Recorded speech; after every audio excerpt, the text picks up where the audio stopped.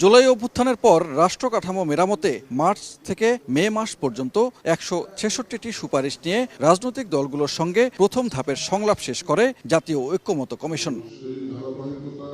এরপর ২০টি মৌলিক বিষয়ে সংস্কার নিয়ে জুনে শুরু হয় ধারাবাহিক আলোচনা। নোট অব ডিসেন্ট সহ ১২টি বিষয়ে একমত হয়েছে দলগুলো। বাকি ৮টি অমীমাংসিত বিষয়ে সংলাপ চলমান রেখেই দলগুলোর কাছে জুলাই সনদের খসড়া পাঠিয়েছে কমিশন।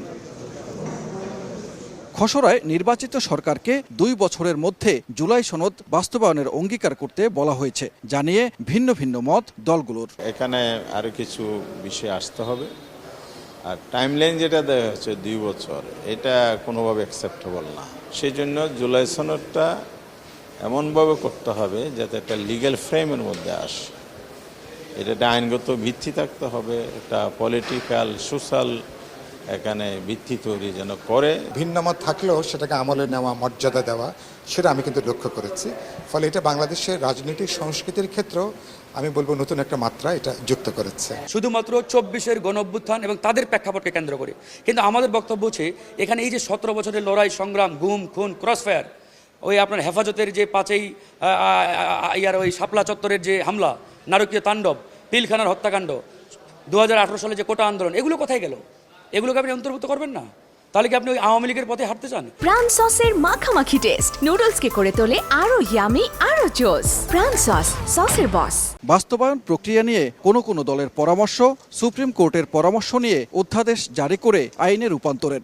শুধু নির্বাচনের মধ্যেই যদি আমরা সমাধান দেখি তাহলে এটা আমাদেরকে লং রানে এটা সাস্টেইন করবে না। অতএব একটা সাস্টেইনেবল গণতান্ত্রিক ডেভেলপমেন্টের জন্যই কাঠামোগুলোর একটা সংস্কার সাধন করে তারপরে নির্বাচনের দিকে আমাদের অগ্রসর হতে হবে। আমরা আর চাই না যে বাংলাদেশে কোনো প্রহসনের নির্বাচন অনুষ্ঠিত হোক। আমরা তো চাই যে আমাদের যেটা পার্লামেন্ট শুরুই হবে, বা আমাদের এই কাজগুলো বর্তমান নতুন নির্বাচনকেই এখানে মানে এটাকে ইমপ্লিমেন্টেশনটা লাগবে আমাদের।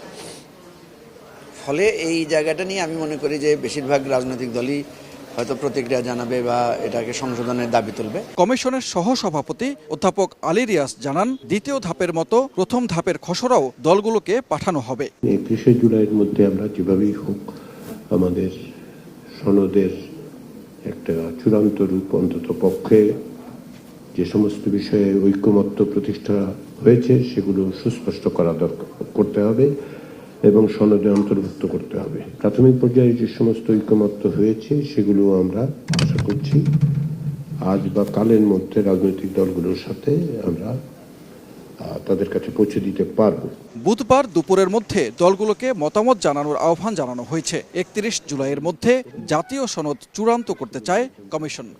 সনদের জায়গায় সানবীর রূপল, সময় সংবাদ, ঢাকা।